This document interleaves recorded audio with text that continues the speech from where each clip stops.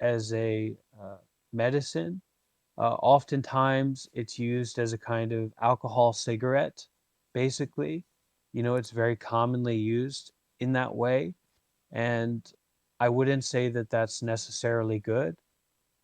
Um, and for me, my practice of spirituality and how psychedelics interact with that, um, in the Buddhist path, we're working with stability. That's kind of how we measure and how we develop our spiritual practice is through over time getting more and more stable, more and more balanced. And while certain psychedelics can give us insights or certainly be used medicinally, they're not necessarily going to contribute to your balance or your stability of mind. So it can help, but it can also be harmful, is my opinion on weed. Humba Bubba referencing about, they want to try meditation, but they have back problems. So if we have a physical pain problem, we can start our meditation practice by laying down, or we can do mindful breathing when we're in the shower. It doesn't need to be in a formal yogic position, but posture is very important in meditation.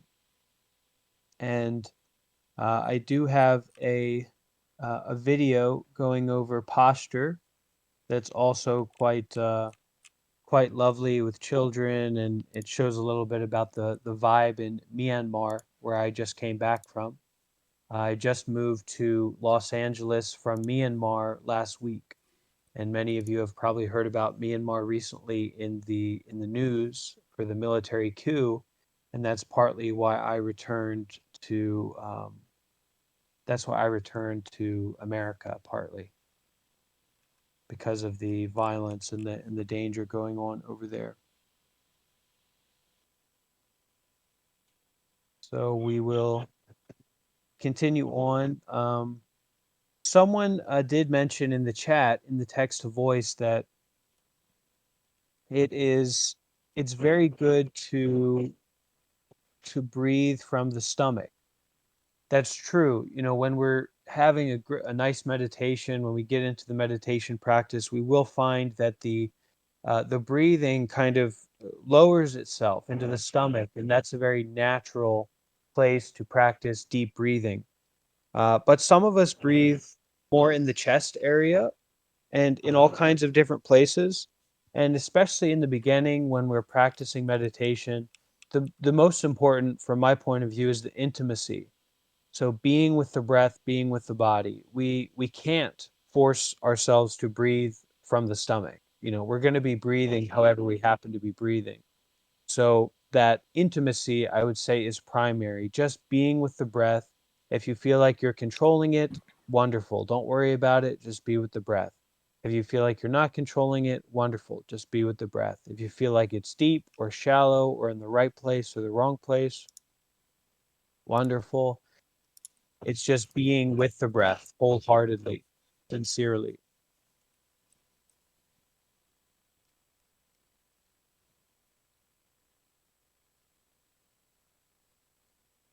And another question about, what are my thoughts on recreational marijuana? Um, it can very seriously be used just basically as an alcohol cigarette. And of course, we don't get into big ideas about alcohol being, spiritual in any way, or cigarettes being spiritual in any major way. So of course, there's aspects to it. They have a effect. Um, but recreational marijuana can maybe help someone relax, but it may also contribute to someone's instability or their inability to get motivated or energized in certain aspects of their life. Certainly, all those are possible. And if you do want to ask a question through voice, I think that's very wonderful. So just make that clear, and then you can ask your question through voice. Um, So continuing to move on here. Uh, how high is the sky is asking, how long have you been Buddhist for? So I became really a Buddhist and a meditator in 2014. So about 7 years now, 7 or 8 years. But I've been a monk. I ordained as a monk in late 2018. So just over 2 years that I've been living as a monk. And that's been primarily in Southeast Asia, in Thailand, in Myanmar, in Laos, India. So I've spent most of the past 2.5 years in Southeast Asia.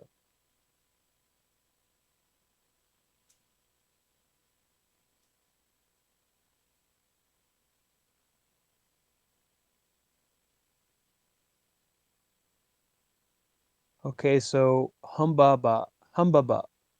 I have a question about Buddhism in general, since in some communities I'm in have talked on it before. What are your thoughts on Tulpa Mansi done by those in the West, specifically not for the reason it's intended, to my understanding? I'm not Buddhist, but from what I know, it's not just for having a friend, as people in the West often try to attempt it for. Um, So a lot of times people can pick and choose different aspects of Buddhism according to, what they want out of it. Tulpa Mensi or tulpas or more of the bigger spiritual esoteric ideas of Buddhism are very fringe and very far from what it looks like to be a practicing Buddhist. So the primary practice of Buddhism, becoming a Buddhist, is Sila, Samadhi, Panya. So sila is ethical living, noticing activities in your life that are unskillful. They may be pleasurable, but they're unskillful, and you avoid them. You slowly move away from them.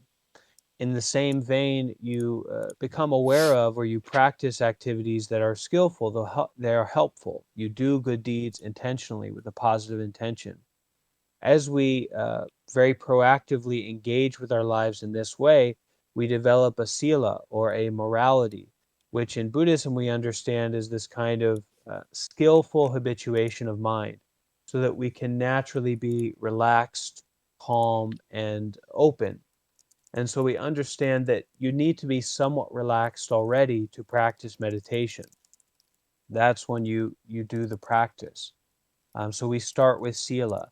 If someone has a very fractured, jumbled, negative kind of violence mind in one way or another, it's very difficult for that person to have spaces of openness, of peace, to then get involved in the meditation practice. So, with a foundation of loving kindness, generosity, patience, avoiding those unskillful behaviors and participating more in skillful behaviors, we set a foundation that we can practice meditation on. And that's when we get these deep insights into the nature of ourselves, reality, etc. But tulpas or tulpamancy, it's not really related to how I practice Buddhism as a secular Buddhist or as a Buddhist teacher. Um, it's something that would be very fringe, very esoteric, and you would have to look very, very hard to find someone who was teaching in reference to that and not in reference to dealing with our psychological, emotional sufferings as a Buddhist teacher. Uh, Bojim 99. After 2 or 3 minutes, I feel the urge to gulp or swallow saliva repeatedly. Any tips to avoid or to decrease intimacy, whatever that experience is, uncomfortable, comfortable, this thought, that thought, I'm swallowing all the time, whatever it is, be intimate with it, embrace it in the meditation practice. And the breath can be this kind of anchor to anchor ourselves to the foundation of the present moment and our bodily experience right now. One of the things that you can do, particularly for the development of spit, you put your tongue at the roof of your mouth. That's what I will recommend, to put the tongue at the roof of your mouth, and that can help reduce spit. excess accumulation of spit. So myth, asking a very upvoted and exciting question here, wondering if you have astral projected before. Not that I'm aware of. I don't think so. Nothing some kind of out of body experience in the retreats, things like this, but it's not a primary focus in my practice. I don't aspire to that kind of thing in particular, to astral projection in particular. Um, Elias asking, what is your view on the law of one? I'm not really sure what the law of one is, but we can say that two comes from one, yet do not even keep the one.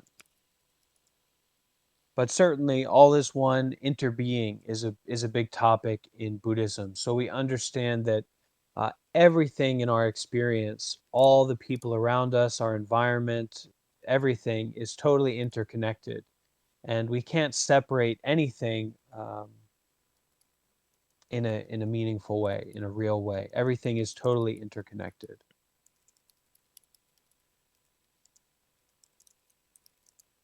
All right. Um, Ang has a question here, and if you can be specific with your questions, that allows me to give a more specific answer or more rich answer according to your interest. Ang asking how to get rid of an addiction. So I think we certainly, all of us have addictive tendencies and addictions in general. My experience with it is we become aware of the unskillfulness of this activity that goes along with that addiction. Maybe it's a sexual behavior, maybe it's a drug we're using, whatever it is. We notice, we become really deeply and richly aware that that activity, while it is pleasurable, while we do enjoy it, it's not enriching our lives. It's bringing suffering to our lives. It's causing problems. So, with a deep and rich awareness of that and recognition of that, when the conditions arise for that behavior or for that substance or that activity that's causing this problem or this stress, when the conditions arise for that to happen, be keenly aware that that is not a skillful activity, that that is not bringing peace into your life. And just through that awareness, we begin to shift our relationship to that intense clinging and desire experience at those moments of relapse. And then over time, with loving kindness, with patience, with gentleness, we can slowly move away from that activity. And certainly we may relapse. We may fall back into those patterns that bring us stress and suffering. But we become aware again that that's not skillful. It's not what we're really interested in. And we continue to move slowly away from that. But we have to be patient and gentle and compassionate with ourselves during that process. There's no excuse or no real reasoning, no practical reasoning for beating ourselves up or being kind of an enemy to ourselves because we're doing wrong. A big part of transitioning out of the addiction process and habit is compassion and understanding and patience with ourselves as we go through that transition. So that's what I will say about that, Ang. Appreciate your question. And '08, asking, do you believe in God or a creator? Not particularly. It's not something that if there's a God or a creator, wonderful, that's great. If there's not, wonderful, that's great. It doesn't, for me and my philosophy and how I live my life according to Buddhism or primarily following the Buddhist teachings, it's basically irrelevant if there's a God or if there isn't. I would continue to live the same way, um, whatever the situation would be. But I don't specifically believe in a higher power, so to speak.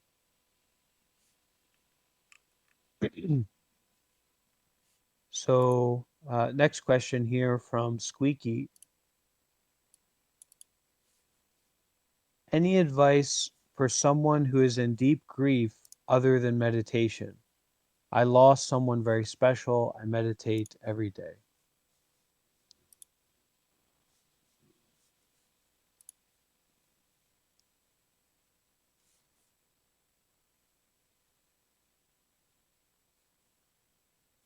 So that person that we had that relationship with and that we cared about so much, in a sense, we can still be with them. When we practice mindful breathing, when we practice this intimacy with our body, when we practice mindful walking, we can invite them to join us, whether it's an ancestor, someone who we are physically far away from, or someone who has no longer in a living body, something along those lines. We can invite them to be with us, to practice with us. And it's that intimacy, it's that mindfulness, it's that presence that really allows us to connect with them in this wholesome way. So I would say that that sorrow, that grief, that pain, um, that's a flower that is coming up from the soil of the joy that you experience with that person. And so, at least in some degree, we can be grateful, we can be thankful that we had those rich experiences with that person. And when we practice mindfulness, when we practice our meditation, sure, we can invite them to be with us, to walk with us, to sit with us, not in an intellectual way, but really through our embodied presence, interconnectedness, this moment to moment vividness and intimacy of life. Um, it's still there for that person, for you, so you can connect with them in that way. That's what I will say.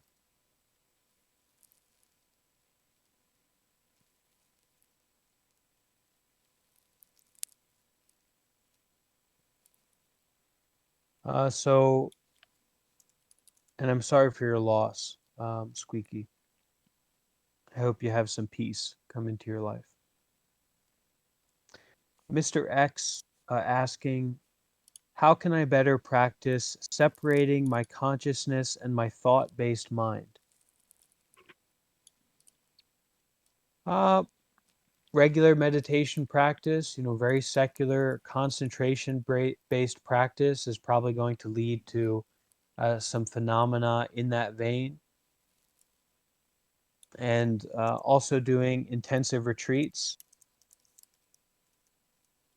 This can also support that kind of practice. Now, I wouldn't recommend that. I wouldn't recommend for someone who, is working to develop their relationship with themselves or to deal with their suffering, to necessarily be pursuing separating their consciousness and thought-based mind, because really they can't be separated. It's all connected. But when you do intensive meditation retreats, vipassana retreats, or sensory deprivation, or these different kind of things, intensive phenomena can happen, and you may find that you get what you're looking for. And especially in our meditation practice, if we have something that we are specifically looking for, our mind is going to tend to give us that in one way or another, whatever it is we're looking for. Now, how I practice meditation is not goal oriented. Certainly, I want to be peaceful and live a happy life, but the meditation, its practice itself, does not have a orientation or a goal to it, only the method. So, the method of mindfulness of breathing. The VPO2 asking, have you ever had any spiritual awakenings or any significant experience that has changed you? I would say that it is sustained practice within a community. And so going from someone dealing with mental health, suffering, anxiety, fear, etc., to having a regular intensive meditation practice, experientially learning the necessity and the value of compassion. So we tend to have these kind of low bar metrics for something like compassion or acceptance or embracing suffering, turning towards suffering. but through sustained practice, really deeply realizing the efficacy, the viability, the necessity of being compassionate with myself moment to moment. At times, when I'm able, turning towards that suffering, turning towards that dissatisfaction, turning towards that impermanence that goes along with life. And through those teachings, really having a variety of mental shifts that have profoundly enriched and improved my mental and emotional health, etc. But nothing, nothing so uh, powerfully in particular, not any kind of wild experience that I can reference. Sage asking, do you personally use any mantras? So, a very powerful form of meditation doesn't need to be mindfulness of breathing, doesn't need to be any kind of mindful practice, is metta. Metta mantras, loving kindness meditation, loving kindness practice. So, if you have the interest to practice meditation, especially if you're dealing with a mind that's quite devilish, you go to sleep or you take this drug or that drug, and Jesus Christ, the devil's coming again. Now, I've seen this guy 1,000 times and he still won't leave me alone. Get out of here. Rather than responding to it like that, if you have that kind of tendency in the mind, um, practice loving kindness, starting to engender our mind through affirmations towards this energy of metta, this innate capacity to uh, be loving, be kind, this energy of loving friendliness, gentleness, patience, forgiveness, compassion, safety, freedom from fear, etc. So we can practice it in the way of taking our meditation position, whatever that may be, laying or sitting, and then repeating either internally or externally, may I be free from fear.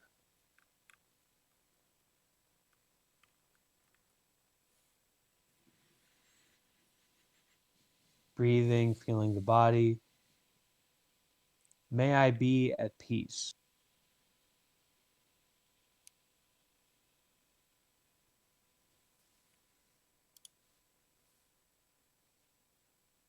May I be loving to myself. And so we show up to ourselves in this way, and we can change the habituation, we can change the pattern and the way of our mind quite deeply. We can bring up this energy of metta, this energy of loving kindness, and it can have a very profound effect.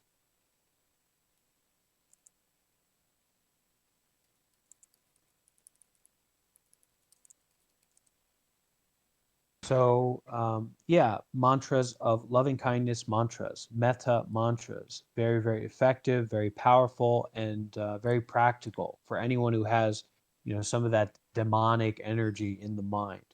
Of course, a very problematic energy.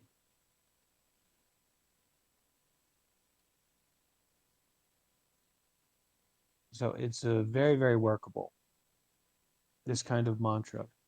How high is the sky? Asking, are you vegan or what is your diet like? Technically, most of the time I am freegan, meaning I am eating what is offered without expression of preference.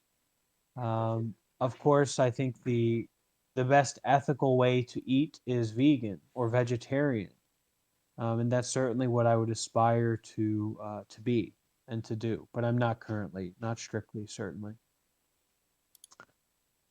Epic. How has becoming a Buddhist monk impacted your outlook on life?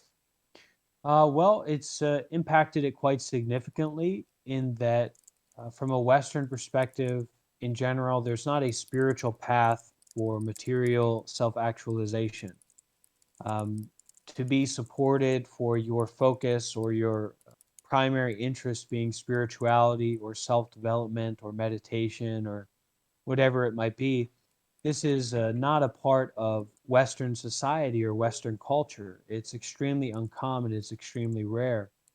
Whereas living in Southeast Asia, living in Myanmar, Thailand, India, it's a it's a primary part of those societies and those cultures. So having the experience of being deeply supported. Excuse me, could you close the door? Thank you so much. Having being in that environment where I'm supported to focus on my spiritual practice has certainly empowered me in a variety of ways that is not common in the West. And being a Buddhist monk has allowed me to do that, as well as working with kids. You know, living in Myanmar, I almost every day I'm getting to interact and work with children, babies at the orphanage, and little boys and little girls, and just having a wonderful time playing together and interacting in the village. Whereas in the West, you know, this is totally uncommon unless you're a daycare provider or something like that. So a lot of that has enriched my life and broadened my horizons on what's possible, how I can take care of myself, what kind of options are there to live in life. So it's broadened my outlook quite a bit.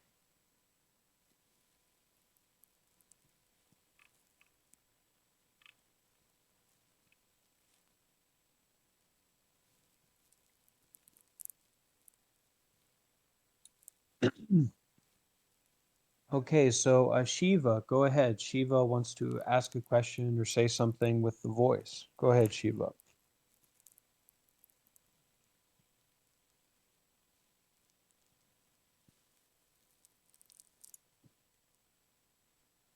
That feeling of oneness just more there at all times. Sorry, Excuse me? Shiva, I think you were server muted at the start. If you could just repeat your question. Okay, my question was, how can I better experience oneness, like a constant state of oneness with the entire universe and all my surroundings? Well, the reality is that you're experiencing oneness.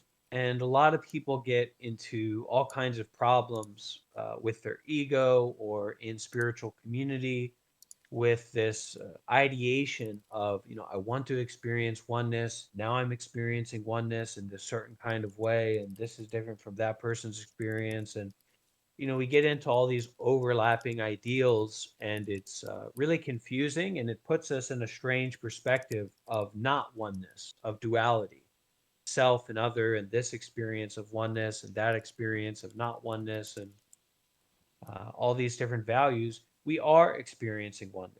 That's the situation that we find ourselves in, and it's very profound. You know, it's very unbelievable that we find ourselves in this kind of situation as human beings. It's quite a spiritual situation, you can say. Um, so being aware of that, being mindful of that, how do we go in accordance with that oneness? How do we act in accordance with reality as it is? And one of the ways that we can do that is through mindful breathing, moment to moment, bringing that thinking mind, that searching mind, that idea mind home to the body and establishing ourselves in the present, in the here and now, especially when we have strong emotions coming up. That's when we get into all kinds of problems, all kinds of violence. You know, you say you want to experience oneness, you know, you want to have this realization or have it more in your life, but then you get angry and you go attack someone, you go and beat someone up. Now you're in prison. Now you got to experience oneness in prison. So when those strong emotions come up or when those difficulties come up that bring up our addictive tendencies, bringing our mind home to the body, establishing ourselves in the here and the now, settling ourselves in oneness, in presence through awareness of the body. This is a very practical, very direct way to enter into the practice of oneness, the realization of oneness. Excuse me, miss. Could you please close the door, uh, the handle also, because the wind will rip it open, you know? So that's a very practical way through mindfulness of breathing. And when we have those strong emotions, turning towards them, embracing them, but not acting out on them, not causing more problems for ourselves. And then over time, we're stabilizing, we're settling. And when the conditions do arise, to have this beautiful, lovely, intimate realization of oneness and our interconnectedness with all of reality, when that happens, we've primed ourselves to really embody and to really be with that, rather than finding ourselves in prison because of our lack of mindfulness, our lack of groundedness and rootedness. Welcome.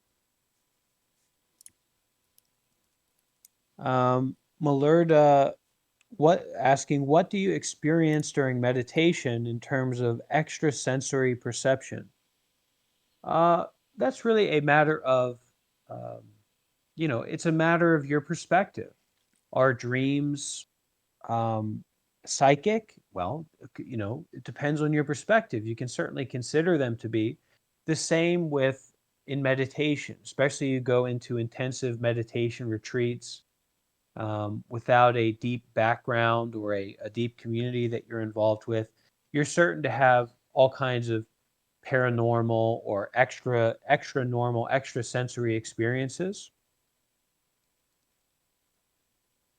But from a Buddhist perspective, psychic experiences or the quote unquote real spiritual experiences have to do with fundamental shifts in our experience of reality that are based on non duality and non conceptuality.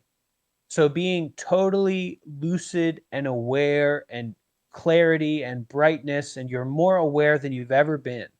Clear and bright and simple and direct experience. And there's not a body.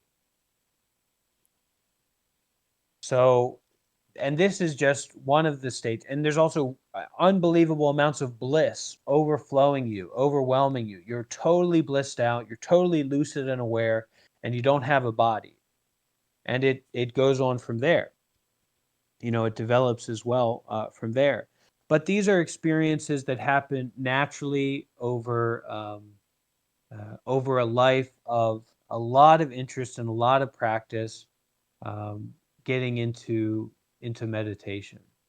Seeking after these experiences is not necessarily going to be much of a benefit, and these experiences in themselves are not primary, or rather, they are secondary to this moment to moment letting go, waking up, access to liberation that we all have. So even if you have these deep experiences, you have this jhana, you have this total meditation absorption, it doesn't make you better than anyone else, and also you can't keep it. So you experience it, it happens, but you can't keep it. And if you try to, you'll just be stressing yourself out, you'll be working yourself up unnecessarily. So that quality of impermanence goes into it as well. And Crollo, how can we rise our consciousness and awareness through doing good deeds intentionally? Can be cleaning public toilets, it can be anything. Doing intentionally with a positive intention things that are helpful to you or to other people without expectation. And also avoiding activities that are bringing stress or unskillful in any way to you or to others. And we understand that the highest good deed from a Buddhist perspective is meditation. So, getting into a regular meditation schedule, connecting with established teachers in ethical living, moral agents, doing good deeds without expectation as much as you can, exhausting yourself in doing good deeds for others, for yourself,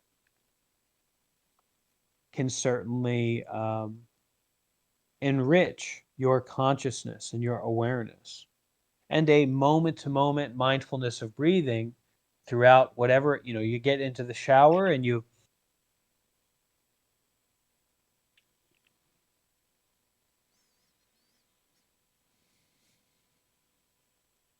You take a deep, rich, mindful breath. You can take 2 or 3 or 4 or 5 as you're waking up and taking a shower, or when you walk in the door home from work, or when you're driving.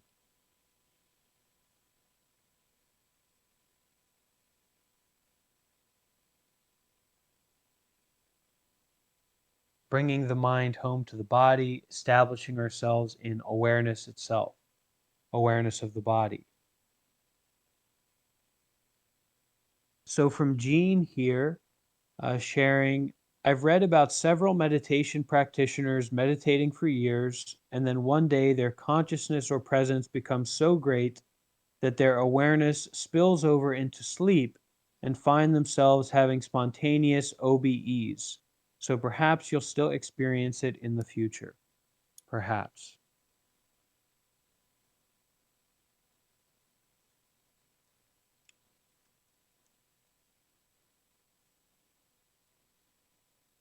All right, from Pawn Sacrifice. I've noticed during my meditations, I'll often dip down into a different state after a bit of time where my thinking becomes slippery, as I call it, or a quickened thinking where thought is sped up, including intrusive thought. Have you experienced this state? And how would you handle dealing with intrusive thoughts at this stage, since for me it seems a little more difficult than when I first lay down? So, getting into meditation slowly and cohesively, and it's more important that you make it a regular part of your life versus having longer term sessions. Longer term sessions are not necessarily so vital, but developing a regular practice is very good. Even if it's 5 minutes a day, that can be a really powerful practice. And we find that sometimes after a certain amount of time, maybe it's 1 minute, 5 minutes, half an hour, uh, it can be all kinds of different amounts of time. But we find that after that amount of time, our thoughts become a little bit more intrusive. We feel a little bit more uncomfortable. So we can sit with that. We can be with that in the way of we notice that the mind is becoming more and more uncomfortable. We go back to our method. And then when we're ready, okay, that's the end of my session. And we go back to it the next day or later on. We don't need to worry so much about pushing ourselves through meditation. Rather, it's learning to find peace, find happiness through the meditative practice of just sitting, just laying, just being okay with being a human being um, in this state of awareness, of presence, intimacy with our body and our mind. Ang asking how not to get attached to people early and not feel sad, cry, lonely over the fact that they are leaving or being afraid of losing them. I'm an introvert. Well, we recognize that our perceptions of other people are not those people. So it doesn't matter how fond you are of someone, how lovely and cuddly and wonderful they seem, that's not who they are. It's frankly has very little to do with who they are. And so understanding that we can really individuate ourselves, that our relationship with ourselves is primary in terms of having peace in our lives, and also that for other people, their relationship with their selves is also primary. That's what they hold most sacred and most dear. Themselves, just like we hold ourselves most dear. So considering that we can feel very fondly for people, but understanding that they are not us and that we cannot depend on them for our peace and our happiness.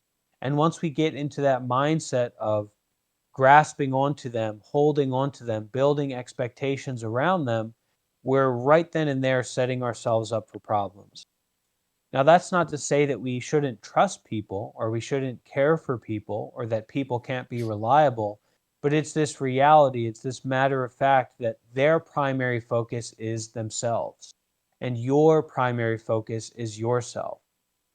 Understanding that that's the reality, we can individuate. So, ourselves as an individual, the other person as an individual, And when we notice that dependency, that expectation of the other person arising, just going back to our breath, going back to our body, and once again, getting more involved with that relationship of intimacy with ourselves.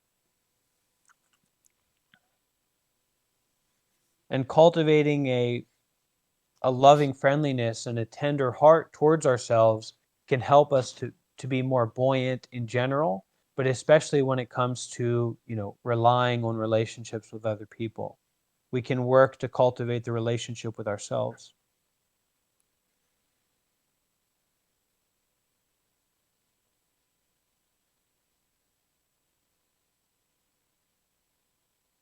Okay. Jean asking very respectfully, for years when I was younger, I dreamed of leaving the material life of hardship to become a monk too. But one of the things that stopped me was the fact that some teachers said to me, you don't need to move to the East to become a Buddhist monk. You can realize yourself here and now in normal life.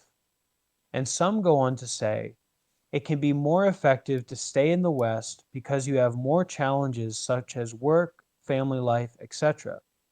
In other words, there is more light to be found in the darkness, so to speak. There's something enlightening about seeing the reflection of people asleep spiritually, rather than only being around those who are awakened. So, my question is, what do you think about that? Also, have you personally felt a desire to go back to your ordinary life in the US, or is there anything you miss about it? Great, what a wonderful question, Jean. So, frankly, I have plenty challenges such as work, family life, etc. There is plenty of darkness here, and other people being asleep spiritually, I don't get involved with so much. But I can tell you for sure that the majority of monks and spiritual practitioners in Myanmar, Thailand, and India are not quote unquote spiritually awakened. Um, so what I think about that is that we have a very romanticized view of, being a monk. Now, if you are enlightened, if you're a charismatic teacher within a certain lineage, then sure, I mean, your supporters can build you a house on a mountainside with a hot tub with a view of the open sky and stars, and you can live there comfortably, as a monk being supported. But for myself and for the majority of monks in the world, we depend on the support of lay people. We depend on temples and organizations and institutions that are far from totally and perfectly awakened. So whether that's in the East or now being back in the West, I'm quite a junior monk. I've only been a monk for 2 years, over 2 years, but so I depend on a large amount of people, and many aspects of my life are not in my control. Where if I was to have a job or to be working, living in a certain way, I could technically have more things, quote unquote, under my control. But the intention and the practice of being a Buddhist monk is that this is my main interest. This is my main passion. This is my career, hobby, lifestyle, and temperament all rolled up into one, to be a Buddhist monk. And it certainly can feel romantic after a meditation retreat to come out of that meditation retreat and see yourself in robes, but that's not all the time.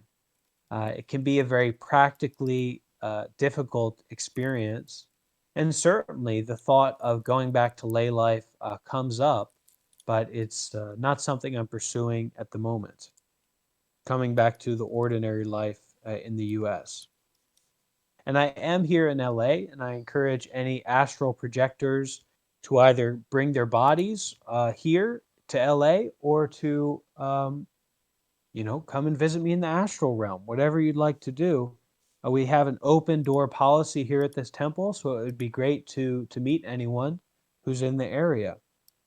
This is my first time in LA, so I don't know so many people really, but I'm living at a very unique temple where we do have an open door policy where, you could come and volunteer or stay or, whatever it might be.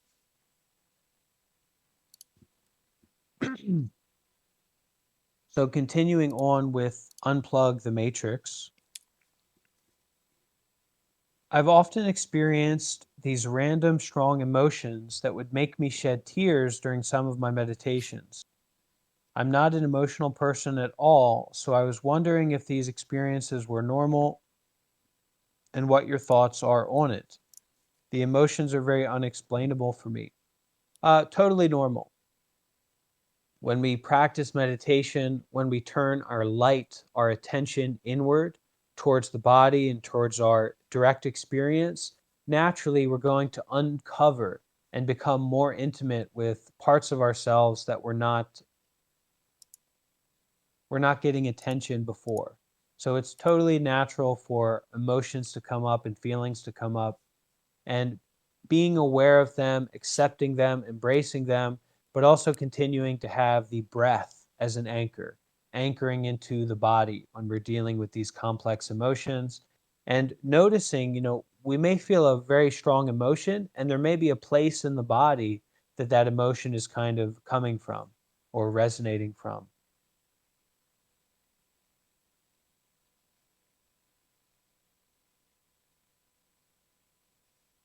Um, When Crollo tries to astral project, they fall asleep before reaching any vibration or sleep paralysis. Why?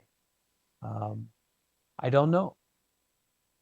I don't know, Crollo, but I wish you the best of luck in your astral journeys. Odiaka asking, how has Buddhism, in working with our modern Western world, made it difficult or easier for you to practice? Um, Working with our modern Western world made it difficult or easier for you to practice? Hot showers are very nice. I enjoy hot showers. And I also enjoy being able to interact with people online through the internet, through modern technology. And a lot of my support, people who donate to me, help support me, come from my online Sangha or people that I teach to online. So that support has been um, very helpful. It made it easier in some senses to take care of myself at different times. But also, the modern Western world and modern technology can be very distracting.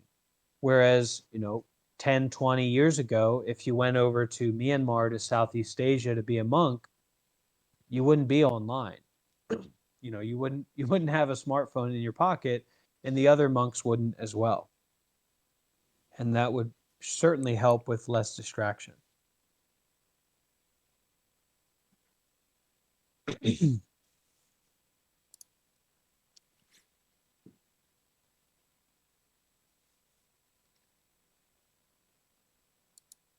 um, Erit asking, do you think some people are caught in the little traps that life sets us?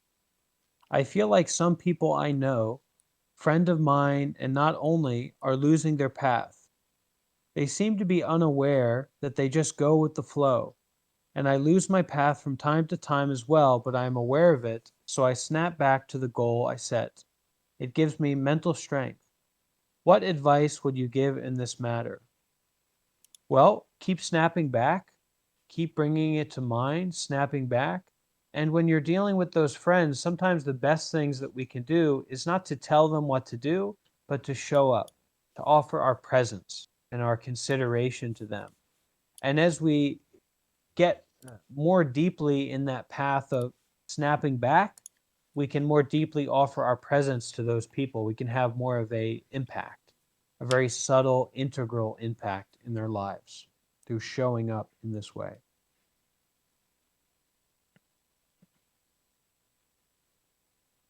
Keep snapping back. Mr. X, In your studies with Buddhism, what conclusion have you come to at this point in your life as to the purpose of existence? To be happy, to spread happiness, to dissolve and destroy, or rather transform greed, anger, and negative thinking, delusion, to bring peace into my body, my mind, and through that, the world. Purpose of existence.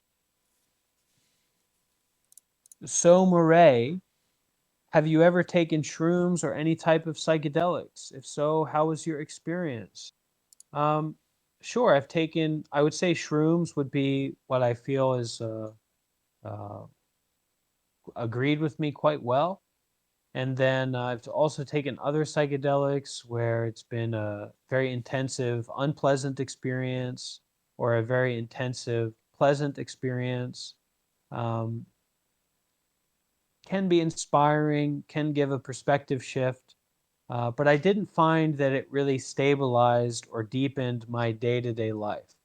Just kind of did a shift, and then it was up to me how I dealt with that, how I worked with that.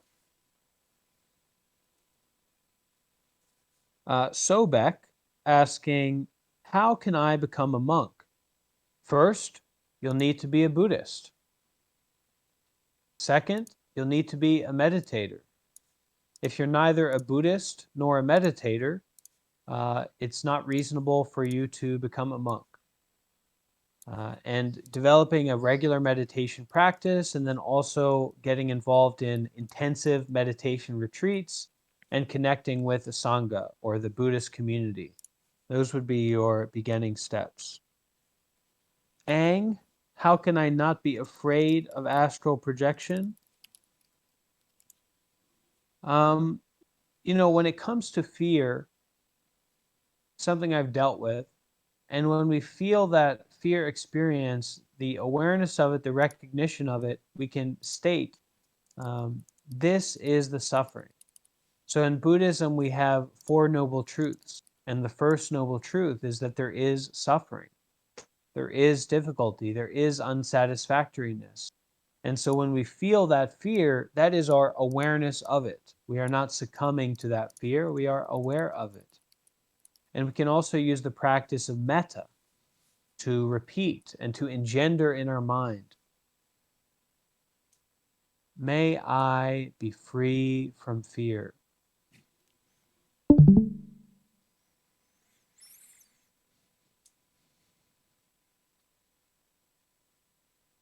May I be free from fear.